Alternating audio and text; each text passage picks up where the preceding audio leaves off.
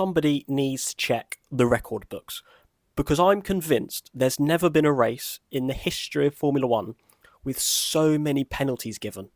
Because what was going on at the pit entrance in Monaco this year, just any driver who pitted seemed to get a 5-second penalty for speeding in the pit lane.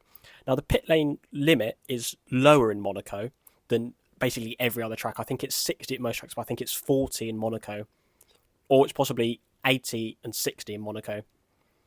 But almost every driver that was pitting after a certain amount of time was just getting a 5-second penalty. There's no idea if these drivers are actually speeding or not, or something was broken on the contact patch in the track.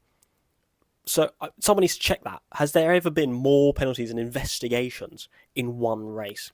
Now, someone who was done over by the penalties, the various penalties they were getting for infringements and speeding in the pit lane, was George Russell. Didn't finish in Canada.